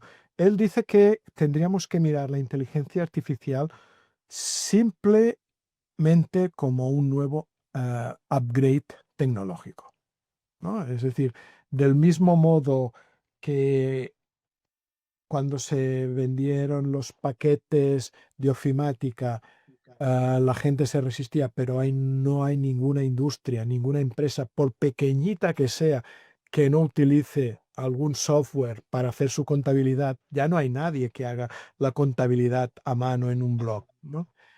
Pues dentro de poco lo que vamos a ver es que la inteligencia artificial lo que va a ser es le va a dar una capa de valor añadido a lo que hacemos, ¿eh? Es decir, ahora ya vemos, ¿no? Yo utilizo el Office y ya me ofrece el Copilot, con lo cual, pues si un día estoy que no estoy muy inspirado, pues el Copilot me ayuda a redactar un texto, ¿no? La semana pasada estaba en un encuentro internacional en el que estábamos trabajando en grupos, generando inputs, y en lugar yo era el facilitador de un grupo y ya me veía que me caería el marrón de homogeneizar los contenidos con otros grupos, pues hemos utilizado ChatGPT. Hay una persona que era muy, muy fluida en el uso del ChatGPT y la verdad hemos acabado generando unos textos que a mí me sorprendieron positivamente. Pero no podemos olvidar que al final lo que estamos hablando es de Large Language Models. que eso se basa en el histórico de datos al que tienen acceso y el algoritmo que utilizan para generar contenido. Y esa es la parte en la que no nos fijamos. Es decir, es importante entender que los algoritmos no son neutros. Hay un caso casi diría sangrante, ¿no? Yo y mi mujer tenemos básicamente la misma edad y un nivel académico parecido. Si los dos nos abriéramos perfiles en Tinder, a mí me asignaría un rating mucho mayor porque el rating, el algoritmo está hecho para que los hombres, vamos a decir, maduritos como yo, tengan acceso a mujeres más jóvenes. En cambio, una mujer de mi misma edad con un buen nivel académico, muchos hombres no la consideran interesantes. Pero como lo hace el algoritmo, pues te la cuelan por toda la escuadra, ¿no? Es importante entender que al final la inteligencia artificial es otra tecnología, pero es una tecnología que sube un nivel de simbolismo. Es decir, si tú coges un martillo y en tu vida no has visto nunca un martillo, mirándolo, analizándolo, es muy posible que acabes entendiendo para qué sirve el martillo. Un ordenador, si no lo has utilizado nunca, por mucho que lo mires, por mucho que lo toques, es difícil que entiendas, ¿no? Y eso, por ejemplo, no sé si en vuestras ciudades, pero aquí en Barcelona, cuando empezaron a sustituir la venta de tickets con personas por máquinas, pues hubo un tiempo que yo casi no pasaba día que no subiera al metro, que no tuviera que ayudar a una persona mayor a sacarse el billete de la máquina, porque eso se había, era una máquina simbólica que si tú no entendías un poco, si tú no sabías un poco cómo funcionas y eras capaz de, vamos a decir, hacer un esfuerzo para acercarse, esa máquina no te servía. La inteligencia artificial es aún más en este sentido, porque si nosotros conseguimos que esos resúmenes del trabajo fueran buenos, es porque había una persona que lleva años trabajando en inteligencia artificial y que realmente ha aprendido muy bien cómo hacer los prompts, cómo cambiar, cómo conseguir cosas, ¿no? Por tanto, la inteligencia artificial puede ser una gran ayuda, pero también nos obliga a repensar muchas cosas. Daniel, si me alargo mucho, me cortas porque a veces me pongo muy pesadito con estos temas, ¿no? No te preocupes porque es de radiante actualidad, o sea que seguro que le interesa a todos los que nos acompañan. Vale, pues yo soy docente, ya lo sabéis, ¿no? Además de enseñar aquí, claro, en LISA sobre todo son profesionales mayores, es otra cuestión, pero en mi docencia presencial es un curso de grado, son alumnos más jóvenes. Yo creía mucho en el tema del aprendizaje por competencias. Cualquier alumno que asistía a mis cursos sabía que si trabajaba, si me iba presentando los trabajos, iba siguiendo, tenía prácticamente asegurado aprobar. Quizás no sacaría muy buena nota, pero aprobaría. Hasta que el curso pasado me di cuenta que prácticamente todos los alumnos habían hecho el trabajo con el chat GPT y no habían aprendido nada porque cuando hicimos el examen fue un desastre. Por tanto, eso quiere decir que yo he tenido que cambiar la manera como enseño. Hacerles hacer cosas ya no sirve porque la herramienta las hace mejor que ellos. Por tanto, ¿ahora qué intento? Que aprendan. Es decir, ahora intento que comprendan directamente. Es decir, intento generar conocimiento con la esperanza de que el conocimiento les dé criterio. Porque ese es el drama. Como no han aprendido, utilizan la herramienta sin saber si la herramienta les da gloria o basura. Porque ChatGPT, ¿qué problema tiene en el ámbito en que yo trabajo? Que su histórico se acaba en el 2011. La mayoría de los artículos que de alguna manera son centrales en nuestra teoría están publicados posteriormente. Claro, si yo les pregunto a mis alumnos que me hagan un tercer mañana, que es un concepto que utilizamos nosotros, y me hablan de futuro deseado, es que ya lo sé a ciencia cierta que han utilizado el chat GPT y no han aprendido nada. Claro, y al final mi objetivo como docente no es un porcentaje de aprobados y suspensos. Mi objetivo es que aprendan algo, ¿no? ¿Y eso qué me obliga? A repensar la manera cómo les enseño. Y ahora, en lugar de ponerles deberes que les hagan tener que generar cosas, les miro de poner cosas que no les requieran mucho trabajo, pero que los obliguen a pensar. Y sé también que pueden utilizar prompts y estas cosas, pero de una manera que ya no lo ven como que no les compensa, ¿no? Y si con eso consigo que aprendan y adquieran criterio, me doy por satisfecho. Pero eso quiere decir que como enseñamos tecnología a los niveles más básicos, tiene que cambiar de cabo a rabo. La solución no es prohibir los teléfonos en el aula. La solución no es prohibir los ordenadores en las aulas. No, justamente porque ahora tiene una potencia que no han tenido en la vida, es más necesario que nunca que enseñemos a los chiquillos y a los jóvenes a utilizar esa tecnología con un mínimo de criterio. Es decir, seguramente en la mayoría de las clases un teléfono no pinta nada, pero en algunas clases un teléfono puede ser un instrumento pedagógico bueno, un smartphone, evidentemente, puede ser un instrumento pedagógico de primer orden.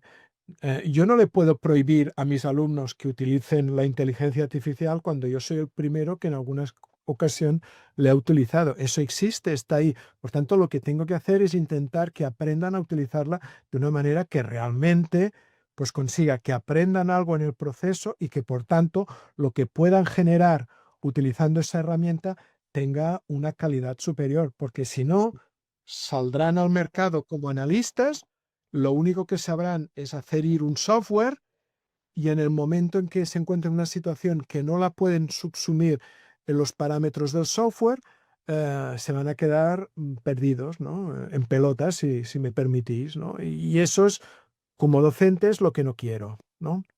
Y como analista tampoco, porque si un analista tiene que generar conocimiento como principal función, tú tienes que saber en qué momento lo que estás viendo es una información de un refrito o es algo que realmente comporta comprensión. Lo voy a dejar porque me estoy enrollando mucho No te y hay que hacer preocupes. más cosas. Vamos a avanzar simplemente por añadiros lo que estaba comentando Jordi en LISA. Nuestros alumnos lo saben. Tenemos una política de uso responsable de la inteligencia artificial que creemos que es el mejor modo de usar la inteligencia artificial en el entorno académico y en el entorno que incentiva el aprendizaje. Entonces, limitamos su uso a discreción de cada profesor y mentor para poder resolver los trabajos prácticos, porque sabemos que es un atajo para los alumnos y que se dejan el aprendizaje por el camino, porque no piensan sobre cómo pensar, piensan sobre cómo analizar y eso sin duda pues les retrasa y salen peor preparados. Así que lo que hemos hecho es no autorizar el uso de inteligencia artificial por defecto en los trabajos. Tenemos controles que nos permiten identificar cuando hay presencia relativa de inteligencia artificial y incentivamos a los alumnos a que nos compartan, si el profesor o mentor de cada trabajo lo autoriza, los prompts que han utilizado como anexos para poder entender cómo han interactuado con la herramienta, qué información le han facilitado, qué contexto y qué output les ha dado, para entender si han comprendido la finalidad del trabajo, porque el mundo real les va a exigir que la usen. Y somos fieles defensores en LISA de adoptar la tecnología como un medio y no como un fin. Pero eso es fundamental, porque no puedes pues, hacer cálculos a papel y boli. El mundo real no lo van a usar jamás, pero sí que deben entender el trasfondo de esos cálculos. Así que, alumnos, se puede utilizar la inteligencia artificial, resolver trabajos prácticos en los cursos de forma limitada, siempre de forma transparente, para que evalúe al alumno, le dé feedback en consecuencia y haga este programa formativo con garantías de poder trabajar en cualquier sector y sabiendo usar también esta herramienta tan potente que es una extensión de nuestro cerebro, pero no un sustituto de... Así que esta sección en la que entrevistábamos a Jordi para que nos explicara todo lo relativo a los tiempos postnormales, abrimos la sección y última, esta challenge. Para eso voy a compartir pantalla y creo que puede ser esta sección útil para muchos de vosotros, si no todos, porque vamos a explicar cómo son esos retos planteamos en entornos profesionales simulados, en los que muchos de vosotros habéis participado, cómo tendrían que haberse resuelto, cómo los hemos analizado, evaluado, puntuado, qué itinerarios formativos creemos que son más útiles para que seáis capaces de navegar mejor estos tiempos posnormales a vela y no a motor, como comentábamos. Y en última instancia, ¿quiénes sois los ganadores? ¿Quiénes habéis ganado la medalla de oro, plata y bronce para poder entregároslas? Hay un par de los 3 alumnos que están conectados, así que espero que ellos no se salgan de la sesión, pero en cualquier caso creo que os puede ser útil a todos. Voy a compartir pantalla rápidamente y os pongo en contexto para los que no sepáis qué es LISA Challenge, porque quizás en otros retos, misiones que hagamos al futuro, a muchos de vosotros os pueda interesar participar. Básicamente, LISA Challenge son unas competiciones de talento en las que tenéis que demostrar vuestras capacidades reales, no teóricas, sino aplicadas en diferentes disciplinas en donde creemos que son temas muy necesarios a nivel profesional en el día de hoy. Hoy día es importante tener estudios, es importante tener grados universitarios, títulos, máster, cursos, formarse de forma autodidacta, es muy importante, pero también, y quizás más, es importante saber aplicar lo aprendido. Por eso hemos creado LISA Challenge para que de forma gratuita, quien le interese, sea alumno de LISA o no, pueda demostrar sus capacidades y obtener premios en caso de quedar en una clasificación primero, segundo, tercero o finalista de cualquiera de estos retos. Estos retos básicamente son inteligencia, tanto in, SOCMIN, investigación online, inteligencia de imágenes, análisis de inteligencia, como también en relaciones internacionales política, con análisis geopolíticos, contextos reales que planteamos, análisis criminal, análisis de ciberseguridad, así como análisis estratégico y prospectivo. A lo largo del año, retos como este que ahora presentaremos, para que quien le interese pueda competir y pueda obtener premios a cambio, así como saber en qué parte de la clasificación ha quedado, saber hasta qué punto es experto o no tan experto como se pensaba en primera instancia. Estos retos básicamente están en la página web, os animo a explicaros. Hay ejemplos de todos ellos para que veáis los que hemos hecho anteriormente. Si estáis suscritos, recibiréis los nuevos que hagamos para poder participar. Siempre tienen premios, todos los incluyen certificados profesionales digitales que están alojados en blockchain y que entregamos de forma nominal a los ganadores para que podáis acreditar vuestro hito. Entregamos insignias digitales exclusivas que son fáciles de incluir en el diploma, en el currículum o en LinkedIn. Damos becas de excelencia a los ganadores y finalistas para realizar con un mayor descuento nuestros programas formativos, principalmente de máster universitario. En algunas ocasiones colaboramos con instituciones públicas dando otros premios a los participantes y a los ganadores, como pueden ser visitas a instituciones públicas, como pueden ser descuentos, entrevistas de trabajo, procesos de selección, lo que la empresa o la institución nos ofrezca, se lo ofrecemos a los ganadores. Hay siempre un reconocimiento público de los ganadores, porque ya sabemos que es importante la marca personal y profesional. Os empoderamos en ese sentido a través de Lisa News, que sabéis que el año pasado tuvo más de 36 millones de usuarios impactados, por lo que, bueno, es un buen escaparate. Y os también permitimos poder publicar en Lisa News vuestro artículo, vuestro análisis, al lado de vuestros profesores y mentores como Jordi, para poder potenciar vuestra visibilidad en el sector. Así que esos son los premios que normalmente tienen los diferentes Lisa Challenge. Esto es un ejemplo de los certificados insignias que entregamos para que cada uno de vosotros lo disponga y pueda acreditar haber ganado ese reto. A su vez, para que os hagáis una idea del alcance que tienen este tipo de retos, pues llegan a decenas de miles de personas en todo el mundo. Hay cientos de participantes en cada uno de estos retos y solo pocos ganadores, por lo que hay una competencia real.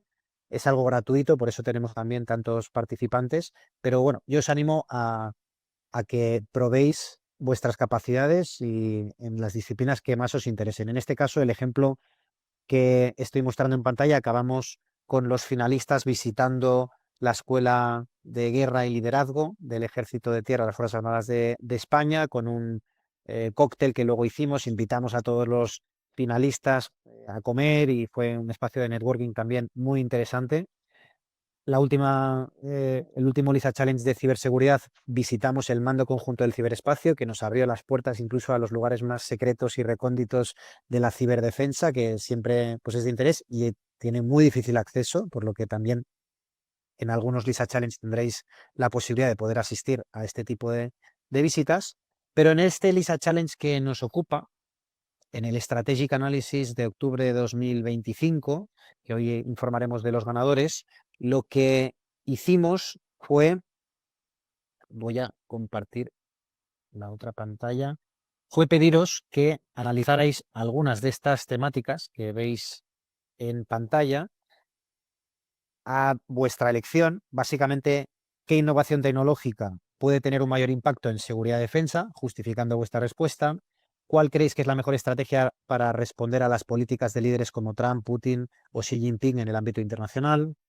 A tu juicio, ¿cuál crees que es el cisne negro más relevante?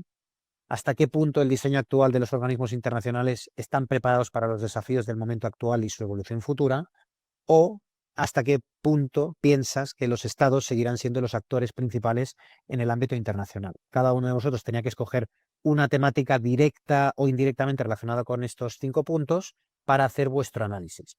Todos los análisis que recibimos fueron analizados de forma estructurada con este sistema de evaluación transparente que os compartimos por pares ciegos, sin saber quiénes eran los analistas que estabais detrás, y por diferentes personas dentro del equipo de dirección académica de LISA, ponderando en un 25% el rigor analítico y la fundamentación, en un 25% la originalidad y la innovación, 10% relevancia y aplicabilidad, 10% presentación y formato y 30% lo más ponderado, conclusiones y perspectiva de futuro. En base a este esquema es los análisis que recibimos, los análisis que analizamos y cómo los ponderamos.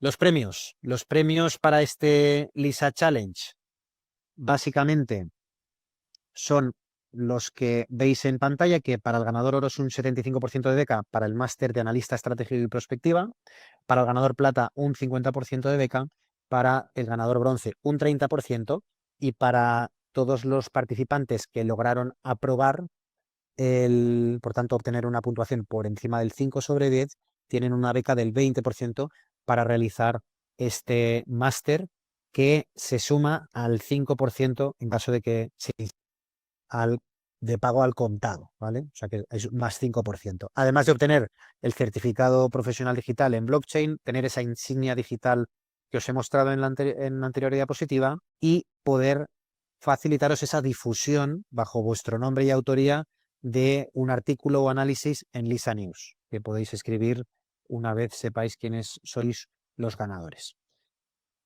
Aquellos, antes de decir los ganadores, por ponerle un poquito más de emoción, deciros los programas formativos que directamente están relacionados con todo lo que hemos venido hablando y con potenciar vuestras capacidades de análisis estratégico y prospectivo. El programa formativo que de forma más directa os ayuda a tanto comenzar como acabar siendo expertos en estrategia y prospectiva, aplicándolo a nivel profesional en diferentes entornos, es este máster del que venimos hablando en toda la sesión, que empieza la tercera edición, el 10 de noviembre, 9 meses de duración, y que aún quedan algunas plazas para el que le interese. Pues este es el más completo, el más práctico, el más interactivo, el más inmersivo, y que además no tiene fácil alternativa, porque no es una disciplina que esté ampliamente extendida y mucho menos con rigor en otras instituciones académicas, por lo que miradoslo con calma, pero es un programa formativo que es muy completo y que os puede servir.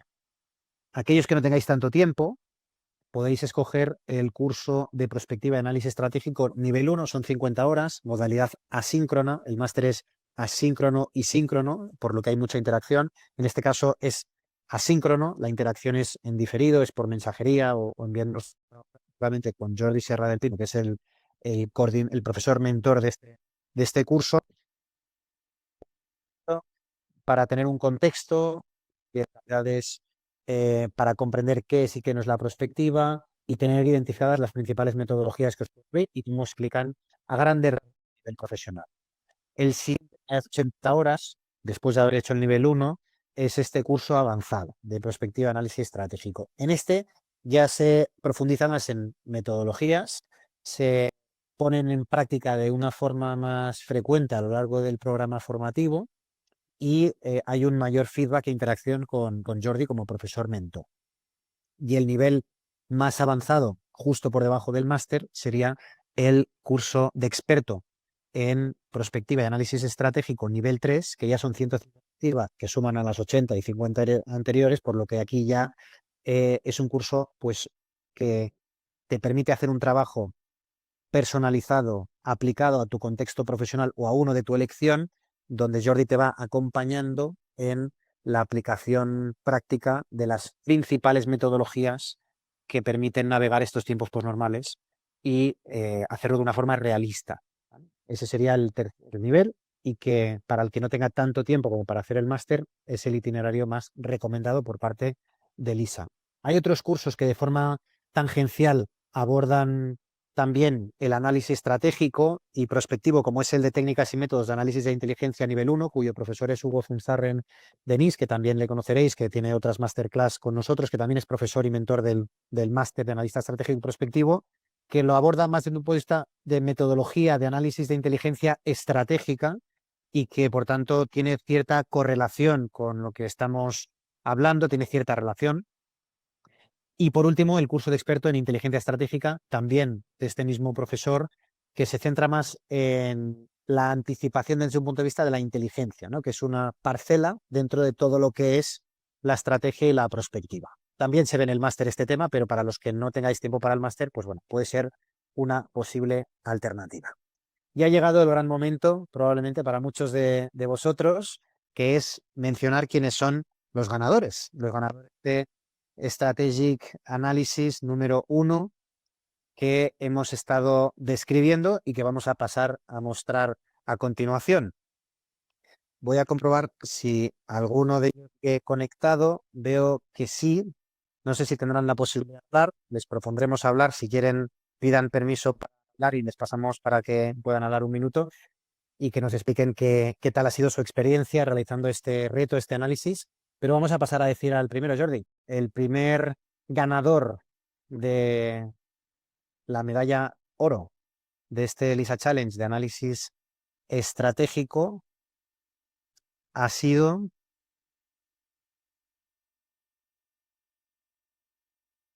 Bruno Domizzi. Enhorabuena, Bruno. Eres el ganador, el que más votos ha conseguido, el que ha obtenido una mejor calificación por parte del jurado. Así que enhorabuena. El análisis de Bruno versó sobre análisis crítico de seguridad y política internacional 2025-2035. Está publicado su análisis en Lisa News para aquel que lo quiera consultar. Os recomendamos consultarlo. Veo que ha mencionado por el chat que tenía que irse, aunque está conectado. Imagino que lo habrá dejado en segundo plano. No sé si estás por ahí, Bruno. Si quieres intervenir o quizás has dejado simplemente abierto ahí el ordenador para luego ver el vídeo a posteriori. Pasamos al segundo. Si lo escuchas más adelante ya nos avisas. Pasamos al segundo ganador plata de este LISA Challenge, que ha sido Tatiana Lobrick. Tatiana Lobrick está presente, ha estado escribiendo hasta hace unos minutos. Imagino que estarás por aquí, Tatiana. Te facilito poder hablar para que nos expliques qué tal ha sido tu experiencia. Y si activas el micro, podremos escucharte.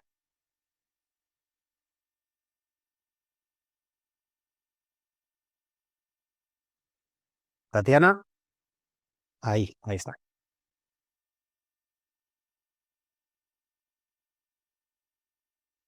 ¿Estás hablando, Tatiana? No te escuchamos, ¿eh?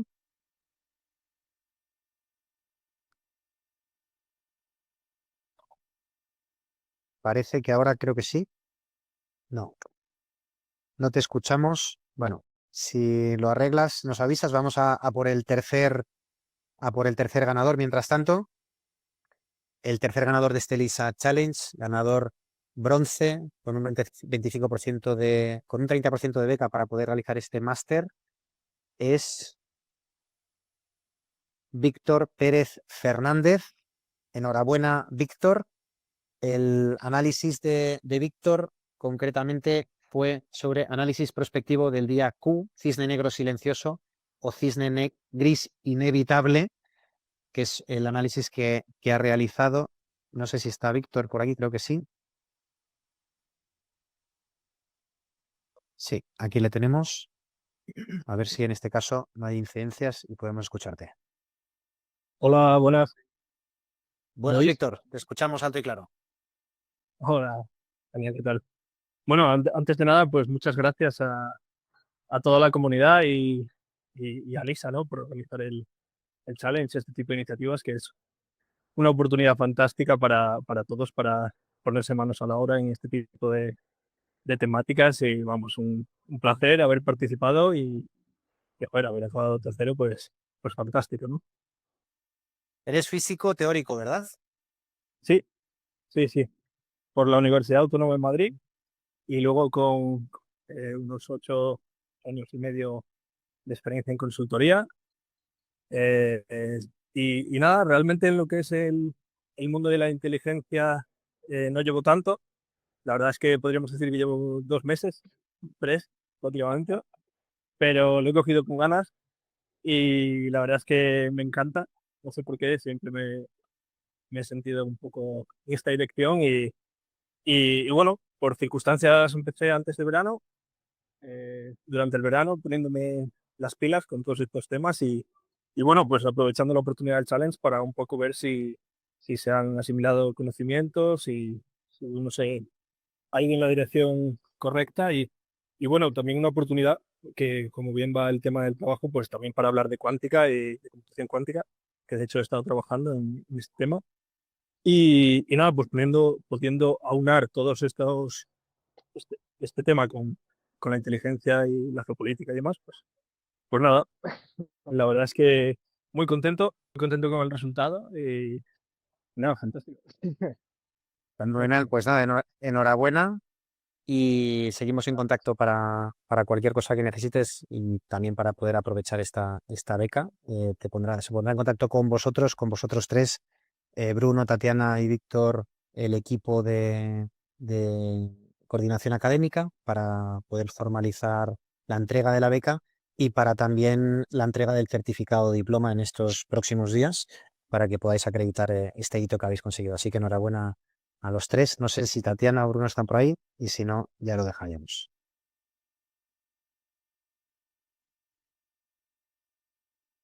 Pues no, sigue con la incidencia Tatiana y Bruno. Así que lo tenemos que dejar aquí. Esta era un poco el colofón de esta masterclass en el que queríamos anunciar a los lectores, también para que sirvan de referente, de inspiración para otros que os motivéis a participar en futuros Lisa Challenge que organicemos. Y por nuestra parte esto sería todo. Espero que haya sido de vuestro interés esta masterclass de cómo enfrentar las crisis que estamos desde el punto de vista de la estrategia y de la prospectiva, que también hayáis entendido y comprendido la oportunidad que supone especializarse como analistas estratégicos y prospectivos y por qué cada vez va a ser más importante en los tiempos posnormales que vivimos dominar este tipo de disciplinas para saber navegarlas mejor y ayudar a otros a tomar o vosotros mismos también poder decidir de una forma más eficaz, más coherente y con vuestros planes estratégicos y quedamos atentos a todos aquellos que queráis realizar el máster analista estratégico y prospectivo, donde profundizamos sobre todos estos temas, a vuestras solicitudes, inscripciones o entrevistas, porque estaremos encantados de conocer vuestra situación y vuestro caso para poder asesoraros, orientaros y acompañaros en esta especialización. No sé, Jordi, por ahí, no te veo. Sí, sí, aquí estoy. Sí, aquí. Pues no sé si quieres decir algunas últimas palabras antes de cerrar. Pues no, que la verdad es que me lo he pasado bien debatiendo contigo. Felicidades a los ganadores y nada, que igual tendremos que hacer otra cosa parecida de aquí un tiempo, ¿no? Pues sí, sí haremos, organizaremos otro Lisa Challenge. Muchas gracias, Jordi, también por acompañarnos y, como siempre, por tu disponibilidad y por tu claridad que nos ayuda a entender mejor estos tiempos difíciles que vivimos. Y nos vemos muy pronto. Así que nada, gracias a todos y estamos en contacto. Un abrazo.